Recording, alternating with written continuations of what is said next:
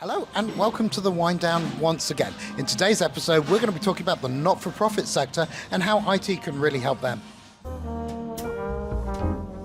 Welcome to the WineDown, an afternoon podcast where two techie blokes sit down over a bowl of wine and chat about what's happening in the world of tech.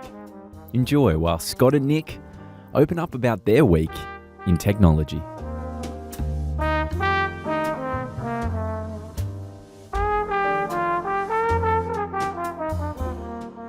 Ladies and gentlemen, hello and welcome to the WineDown. I'm Nick and this is Scott. Hello Scott, how are you? Good, thank you, Nick. Fancy meeting you here in a pub. In a pub with wine. My goodness. Concept. So, Scott, where are we? What are we drinking? Hey, we're back at the firehouse. Hey, they're open again. It's opened again. It was closed for 6 months? I don't know. Something like that, but they built a hotel on top of it. Well, they put some steps in the back. I'm still trying to work out all the changes, but anyway. It doesn't seem to be very many, but... No, maybe there's something we haven't seen yet. Maybe. Maybe it's a whole other floor of excitement and wine. I'm hoping so. But yes, it's open again. So what are we drinking? Hey, they've got some new wines on the list. Yep. This one, it's a Darrenberg out of McLaren Vale. It's a 2020. Yep. It's a Grenache Mourvedre Shiraz, and it's called the Innocent Weed. The Innocent Weed. Let me try the Innocent Weed. Well, actually, on the bottle, it's interesting. It says it's anything but innocent. Certainly is. That's nice. Yeah, That's nice. That's good. Look, I've always found Darrenberg do a good drop. Yep. And they got the guy in charge of the winemaking down there, Chester. He's a character, I tell you what. But this is 2/3 of the way through the process for this particular release. They do foot treading still. Foot treading? Like they just crush wine with their feet? Yeah, they actually get it. Wow. Stamp. That's interesting. There's a way to really bring the organics back into wine. Absolutely. Well, yes, certainly with my feet. But anyway, moving on. There we go. Anyway, that was an interesting drop. That is awesome. So today we're talking about the not-for-profit sector. Yes, the not-profit sector. So what does it mean? What's the not-for-profit? Let's start with that definition. There's a couple of things. Look, aside from the obvious concept of not designed for making profits, now it doesn't mean they can't be profitable. What it says is that the purpose of the organisation is not of a profit-making nature. So generally, these are like social ventures. They could be charities. They could be looking at certain types of businesses that are designed around the better good, rather than making people rich. I think it was one of the charities I was working with said, we might be not for profit, but we're not for money. Well, and here's the thing. At the end of the day, look, a non-profit is still a business just like anyone else. Yep. Yes, they have different goals and different objectives, but they are still there to achieve a certain task or an outcome. And if you think even just thinking about a hospital, you've got hospitals that are part of a commercial enterprise. Yep. And you've got ones like the Sand, for example, here in Sydney, which is not for profit. Actually, technically a non-profit. And as a non-profit, you pay no tax, right? Which commercially gives you a bit of a benefit instead of losing that, say, 25 to 30% or whatever it is of the corporate tax, or hopefully better because you've got an accounting company working for you. You can actually use that to reinvest back into your net purpose and make it more official. So that's really cool. How many are there in Australia? So there's about 60,000, give or take, just a little bit under, I think. Mm-hmm. They're all it's all managed and sort of monitored by the ACNC. It's the Australian Charity Not-for-Profit Commission. Okay, cool. Well, that's simple wording. Strangely enough, they're staffed by the ATO. Okay. Well, I suppose they need to be because it's all about tax, right? Well, yes, and if you look at their annual reports, this is buried deep on like page 40 in the back somewhere, a little paragraph talking about connection with the ATO. Well, all their staff are from the ATO. Oh, okay, that's interesting. It doesn't jump out at you. But anyway. So when you're forming a non-profit, and it could be an incorporated association all the way up to a business, but you have to register with the ACNC as a not-for-profit. You do have to register with the ACNC. You have to be able to fall into a certain number of guidelines. Like you have to show that you're not just a real business that doesn't want to pay tax. Yeah. You're actually you're a social venture. You could be a religion. Yep. Yeah, you can be a church or something like that. Well, I've been the treasurer of a sporting association. We're a not-for-profit incorporated association. You know how it works. Yeah, and that's just it. So there's a whole bunch of criteria that actually say you apply. And every now and then there's about 200 applications a month. Wow. That go in. And at the same time, because there's about a 60,000 entity base, there's also about just under 200 a month that get removed. So it's not growing quickly, it's kind of static, that kind of number. Yeah, it's still a lot though. Okay. But 60,000 odd businesses in that non-profit sector. And in some respects, I've spoken to some clients, and they say, "Well, who's in your industry? Who's this?" And, they always seem to be ahead of where you are. I said, "Well, they're non-profit. They pay no tax, so they get all this extra cash to be able to do things with." Oh, okay. Sure. Now that's interesting. So, looking at it as a sector of the economy, what numbers are we talking about? So, they're actually the non-profit sector report, because everyone has to report back to the ACNC their revenues and various things, and different levels, different sizes, different criteria, but $175 billion Wow. per year, that's the current spend, is floating around in the non-profit sector. 175 billion a year in Australia. And this is Australia. Wow. Yes. This was 2022 or 2021/2022 figures. So it's, maybe it's gone up a little bit, but it's, it That's changes. huge. It changes a little bit, but that's the sort of figures we're talking about. Wow. Half of that, just on half, is supplied by government funding. Right. So ballpark 80 odd plus billion. That's a fascinating statistic. So the $80 billion worth of government money is going to charities. It's going to non-profits keep in mind, to achieve certain objectives though. It's not just like, here's a bucket of money, everyone stick their hand up, I'll toss some out. It doesn't quite work that way.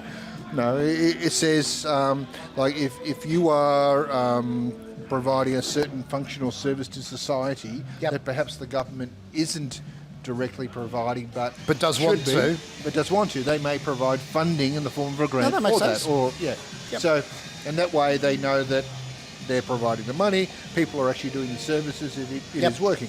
Cool. But So- it's big money though. The 50% government, where's the rest of the money come from? So, about a third of it, on top of that 50%, comes from the sale of goods or services that the non-profit provides. Yep.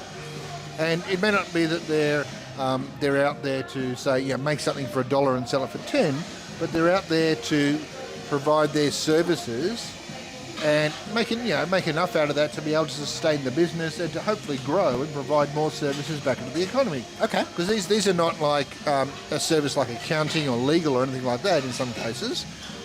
Actually, they could be, but generally not. You're looking at social services like counselling. You're looking in some cases medical, in some cases legal in the the legal aids and stuff like that. Type service, that sort of thing. But it could be chargeable services at a lower rate, but that's where they're getting some of their funding from. So that's 83% of the $175 billion. Where's the rest come from? So there's roughly another 4% or so that comes from investments. Right. So where let's Salvation Army might own a property. or And it increases the value. a billionaire somewhere dies and says, look, I'm going to stick $500 million in an investment fund, and every year the interest out of that goes to this charity or something like that. Sure.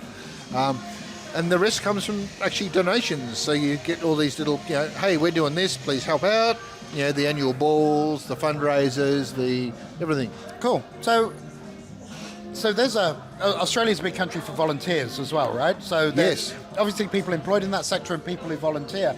Well, those kind of numbers, because they're huge, right? It is, and I'll tell you what, there's about 1.4 million people employed in the industry. Right. Either full-time or part-time. So 5% give or population. take. Just on 5, just under 5. For what are we? Well, it's 26 mil now. But that's not the working population. Oh, that's very true. Very true. Yes.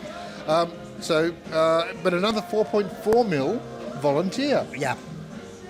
Of course, not full time. You're volunteering a few hours a week. Maybe it's a day here, a day there, whatever it is. But it's it's relevant.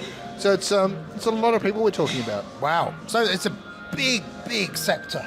It is. It employs a lot of people. There's a lot of money flying around, right? And it's doing good things, or attempting to do. Yeah, I'd like to think things. so. I'd like to think so. Right. So I get some of the issues that businesses face. Professional services business here, downturn in consumer spending. That's going to affect them. What are the issues facing the not-for-profit industry? I know you've looked at this. Yeah, look, it is interesting. And look, just for full disclosure, I do sit on the board of a non-profit. Cool. I don't want to we never mention names or things on the podcast just for confidentiality reasons and things, but I do have a good feel for what some of these things are. The one is, where do we get our sustainable funding from? How do we know we're going to survive the next year trying to achieve our purpose? Right, yeah. Because, I mean, government funds are great, but government funds generally come in the form of grants. And you have to apply. For 2 or 3 years. There's no guarantee you're going to get them. Someone else may get them. And what happens when they run out? Is the grant still available? So you've got to be wary of that. Well, we see that as well, right? We see charities that have been going for 20 years suddenly don't get their grant. It's all over. That's right. And look, that's actually quite common, sadly. But those charities are also, or those non-profits, are in theory designed to service a certain need. And for whatever reason, the need is determined to be slightly moved or shifting over time. Wow. Perhaps they don't catch that. And I don't know. So look, that is one thing. How do the charities ensure they've got a funding stream or revenue stream going forward? Yep. Not just from if government grants, but of course, if you've got private funding or donations, that you are still providing a valuable service back to the community. That people care about. That people won't worry donate about, to things they don't care about, right? You can be doing the greatest thing in helping the world, but if people don't think that that's a top priority for them, they're not going to give. They won't give, yep. So it's actually a complex scenario. So, and you've also got to have people in your business who know how to fundraise. Yes. I know in the commercial world, I go and charge people money for delivering a service that they want, or a product that they want. In the charity world, I'm doing this thing over here, and now I'm begging you for money, effectively. It's very different. That's just it. And look, in that respect, it's very similar to a normal business. You've got to have your marketing people saying, here's what we do, getting the message out. You've got to have your, I'll say sales people. It's not typically a salesperson, but people going and saying, hey, can you help us out? Can we provide this service to you? Yep. Would you like to help us fund this service? And getting into corporations and going, look, you could help the kids or help the underprivileged, or whatever it's going to be. You've got to raise money, you've got to market, you've got to know who your donors are. Yeah. So technology, what are some of the issues and how does technology help with that? But so here's some interesting things. And if you look at, let's just say, there's a lot of non-profits that are small. Yes. Yeah, well, like any business, the majority are tiny, right? Yeah. And this is the thing. If there's 60,000 of them, we're not obviously going to all have 100 people in them each or something like that. And that's crazy. There's a lot that have actually, let's say, 5, 10, 15 people sort of thing. When you've got a business of that size, you don't have an IT manager. Yes. You don't have an IT department with staff. You don't have like a CIO. You don't have a... Okay, so... Yeah, you've still got to do all the things any organisation does. You've got to do security, you've got to do patch management, you've got to do all of those things. Yeah, those technical things exist, but also every non-profit has generally got, and I'll say, look, in the case of, actually it doesn't really matter so much, but look, if you're a church, if you're doing social awareness, if you're doing medical or legal or whatever, you're still dealing with the public. So you've still got the same regulatory requirements of... You've got personal information. PII, of security, of all those things, yeah. And if you're providing, let's say, mental services or mental health services, you now have mental information or health information you're storing. Yep. So you've got those things, but if you're taking credit cards, you've got PCI DSS. Yes. You've got to think about there's... Same with the ones providing social support on the legal side. You've now got all the details about people's backgrounds, their income streams, all this sort of, there's a lot of personally identifiable information there. Did you find I used to get the ferry from Manly to Sydney every Friday, and for years there was the old gentleman standing there every Friday with the Salvo's bucket. Oh yes, they're still around. Oh no, now there's a chair with a tap here to pay. Yes, they're very effective actually. Very good. But there's a company that produces them. They're not that expensive to run, and you can actually literally just tap. Then it's a $2 tap or a $5 tap or a... Yeah, well, that's an example of technology strategy actually helping the charity, right? So yeah, it's very true. So look, the one of the issues is though, where do people store their information? In a lot of the smaller non-profits to date, it's been in spreadsheets, on paper. In this folder on the shelf over there that they pull out every now and then and waffle through to get whatever they need, and we sort of look at that and go, really, who's storing that? Literally, a lot of the charities that have been around for a while that are still small, they haven't invested in technology. They still are using paper for things. They're using spreadsheets. When I took over, treasurer of the Referees Association, most of it had been done on paper, and I'm going, but you've got dates of birth, you've got people's names, you've got their addresses, you've got their BSB and account number. That's personal information. You've got to be really careful with But that. this is it. And because you've got... and no one's turning up to do a bad job. Yeah, they're all trying to do the best and trying to help out, and whatever the cause of the non-profit is, they're Yes. trying to achieve that. But unless you also get people involved that have got concepts around privacy of information, how are we ensuring that we are doing the right thing here? Not just, oh, look, we stored it over there. Oops, someone stole it. Oh, we're sorry, we didn't really mean to. Okay, I get that, but there are ways to do things and they're just properly not these days. skilled in that stuff. So that's sort of one thing. Yep. Another thing is things like your shadow IT. People taking a credit card and going buying a CRM system, right? And this is the next stage of this, people recognising, hey, we've got all this information here and here, some in paper, some in that. Quick, what do we do with it? I don't know, but get an Office 365 license there. Great, put some stuff in Dropbox. Yeah, I found this tool here, let's put some stuff in there. Someone else over there is saying, oh, I found this little marketing tool that does this, let's use that. And all of a sudden, you're using all these different applications that are not talking to each other. Great, so you've now progressed to make things a bit more efficient, but you can't really get it all working together. But then you've got Jenny over here who likes Google Sheets, and Bob over here who likes Excel and OneDrive.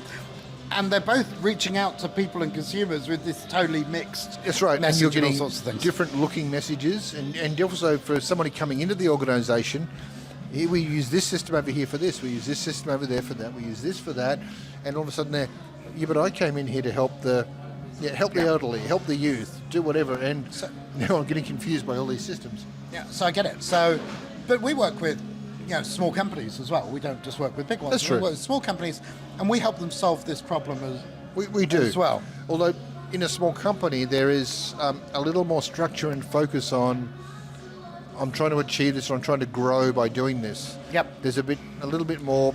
But I'd say there's probably more assistance available for the not-for-profit sector than there is for the small business sector, right? So there's some government grants around digital awareness, right? There are, and there's like they don't always appear, and they may be at a state level rather than a federal level. But every now and then you see this pop up. This is because this sort of data privacy, security, digital awareness. It's a key issue. Yes. And I think the government knows that for a lot in the non-profit sector, nothing's going to change unless there's some sort of momentum or force to help that. So they do make grants available.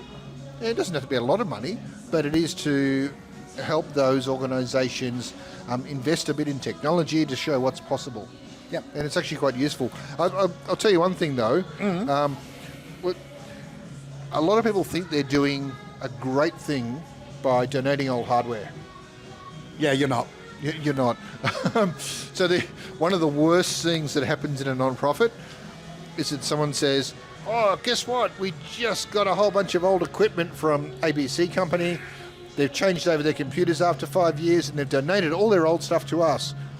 And in a non-profit, you're thinking, great, the community is helping us by giving us all their computers so we All can their help junk grow. that they can't get rid of on e-waste. But There's a reason why they got rid of it. And what happens is you spend an inordinate amount of time and effort as a non-profit trying to get an old computer reformatted, working, installed, and you finally get it up and running, then you give it to someone that's come in and they go tap, and that little hourglass turns up and the little thing starts spinning around, and they think this is the most unproductive thing they can do. productivity is important in not-for-profit too. It is. Now, here's a scenario, because it's not all roses and perfume. There are organisations out there who actually prey on non-profits because a lot of them, smaller ones, tend to be less technology savvy. Yes. Potentially with volunteers less invested.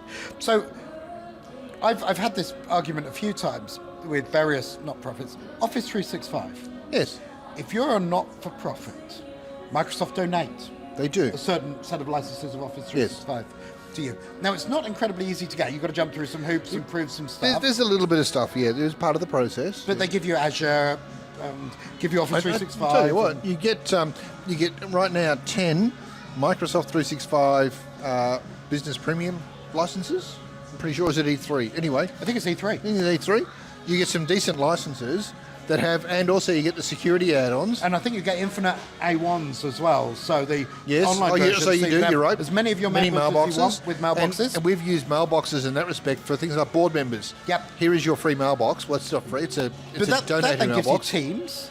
Yes. And that gives you all of the features That's in right. SharePoint and all sorts of And things. guess what? It's free. It's free. And if you have more than 10 staff, like actual staff, not just like perhaps board members that just need a mailbox. Extra licenses are like $7 or $8 or something. Almost nothing. Was $6.90. I think it's just gone up a little bit. And for the sake of $7, and I've now got proper infrastructure in place in the cloud where it can be backed up, and I can do other things properly. It's $7. So I did that good for money well spent. my wife volunteers for a soccer club, and so I did that to them. We went through Connecting Up in Australia, which is where you get that. Yes. Jumped through the hoops, gave them the legal documents, and before we knew it, we had loads of licenses of Office 365. We moved them off their old crappy Gmail system, and everything was a lot sweeter after that. Well, it's also manageable, and you can start wrapping some basic compliance and security around the whole solution. Yes. You can then start putting some little phishing awareness around it, or spam filtering. And you don't need to go too far, just do the basics, because it's so much further than where they were. Well, that's just it. We're not talking about getting a non-profit to the stage where they're shining up and being the world's reference case on what security looks like or anything. We're just saying, just get yourself out of the bottom 10% sort of thing, and get your basics in place so that you've got some protection, such that your board can actually, who by the way are potentially liable for security issues and various things, can say we've got basic protections in place. We've done this, we've done that. Yeah, I get it. We're never going to be fully secure. No one ever can be, but at least we've done the right stuff. Yeah, absolutely. And we've shown due diligence and those sorts of things. So Connecting Up in Australia, TechSoup globally. That's right. Are portals you can go for as a not-for-profit, and not just Office 365. You can get all sorts of software and services donated. A lot of the vendors have non-profit licensing, like special reduced licensing for non-profits. The hardware vendors generally have special discount pricing for non-profits, and they will make those available through like a Connecting Up. So connectingup.org. I'm pretty sure it's .org.au. And as a non-profit provider, you're registered with the ACNC, the Charities and Non-Profit Commission. Or you can prove in your constitution that you are not-for-profit. Because I've done one which wasn't ACNC registered. Interesting. And if you're an incorporated association whose constitution that's been lodged with the Office of Fair Trading states that you're not-for-profit, that's good enough. That's interesting. I have an idea around that. Anyway, stop it. It's un-Australian. So anyway, you can actually go and get access to all these systems, and you'll get respectable discounts. I mean, don't expect to get a $1,000 laptop for $100, but it may be that you're only paying $900 or $850 or something. You're getting a reasonable discount. It's certainly worthwhile doing. As well as software licensing and things like that. So trends that are affecting not-for-profits, Scott. Oh, this is very interesting. And look, a lot of this has also been driven by COVID, which was quite an interesting change. Because during COVID everyone went home, so everyone's online. What are they doing? They're not attending like gala balls. They're not attending events. They're not attending. Hey, everybody, turn up at this. They're not seeing your stall at the local market, right? No, that's right. So what happened was, and also in some cases, the level of giving decreased. Right. Mainly because other channels that had been out there, which were more physical channels, weren't there. Yep. But if you had your act together online, and you had your online marketing in place, your social strategy, those non-profits went very well, provided you also had the right venture that you were existing for. Yes, you need to have a really good modern online presence. You do it. You do. And what we see though, with online, you're not necessarily saying to people that turn up at a physical event, hey, donate $50, donate $100. What you may be doing online is saying, donate $5, but I'll get to 1,000 times more people. Yep. And that's where the volume is coming from. So you've got to have some efficiency built in as well. And also the reach. If you're online, yes, you've suddenly got access to a global audience. And there's lots of online tools and platforms available. Make sure you're using the right ones. Yep. And the automation.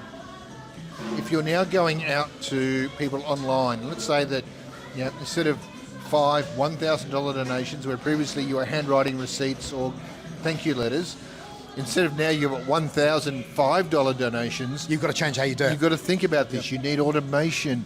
You need to be putting those figures straight into your books rather than manually processing every one. So if you're not up to date, it's harder, right?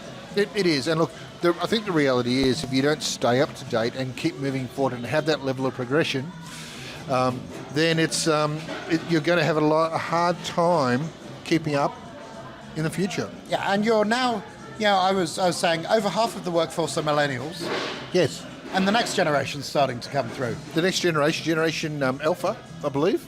Aren't they Gen Z? No, we've gone beyond that now. We're now to Gen Alpha. Okay. Gen Z are after millennials. Gen Yes. Z are now entering the workforce. Alpha are still babes in arms. However, the Alphas that are still perhaps in that sort of school, end of halfway through school, they will happily go tap on their phone and give $1. Yeah, absolutely. But there's a million of them that'll go tap. Where are they going to tap? Why are they going to tap on what you've got? And you've got to make sure they can do that, right? Yes. As a charity, you've got to make sure you can accept those types of micropayments. That's right. And make sure your tap isn't costing you $1.10 for every dollar tap you get. Yep. So given all of that, what are your thoughts, Scott? You're in this space. You're on the board of a not-for-profit. Look, it's interesting. I think the smaller non-profits, unless they've really got a solid engagement group, like either in the public or online, are really going to find it hard to continue going forward. Yeah. I think we're seeing this even in the IT industry. A lot of the smaller companies are starting to consolidate. They're either being acquired.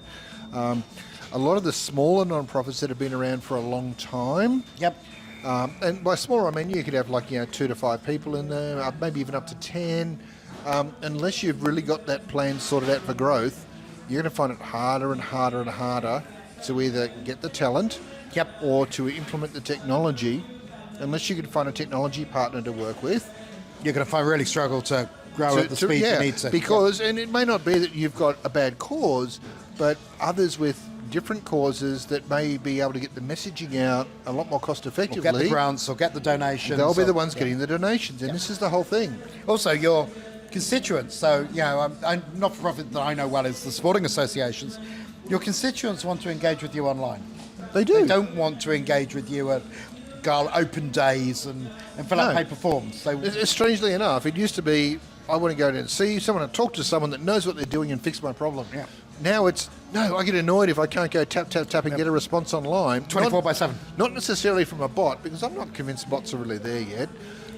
Some are. You'd be amazed at how many you actually interact with and you didn't know were there. Yeah, I would be. You're right. I would be amazed. Anyway, but I get annoyed if I can't find the information I want online. Absolutely. And if I can't input data and have proper results coming back to me, that I can't do this thing myself.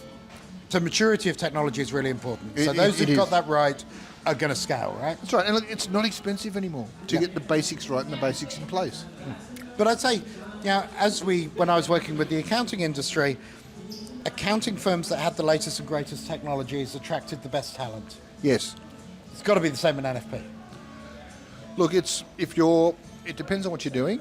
And this is interesting that during COVID times, and through the great reorganisation of talent in business, I'm not going to say the great resignation, because it wasn't really, because a lot of people that resigned went to work somewhere else. It was really the great reshuffle. It was the great meh. Nothing really happened. So it's just a big movement of something. But there's also a lot of people that change being full-time in the workforce to be part-time. Yep. Those that maybe moved out of the country even, so as in the country areas, not out of the country. Yep. Who said, look, I'm happy to work 3 or 4 days a week online, but I'm out here with my paddocks and my horses, I'm happy, sort of thing. Yeah. Well, also, people who are working from home have less time commuting and actually have more time to put so into they're happy charities to and donate volunteer a work. bit here and there, and quite happy to come in for a meeting, but if I can do some stuff from home, which they can, it's great. It's way better. But this is it. There's more people available willing to donate some time, especially a lot that were previously in senior roles or could be in senior roles but have restructured themselves a bit. Yeah, no, for sure. That's fascinating, Scott. It's a really interesting sector. Yes.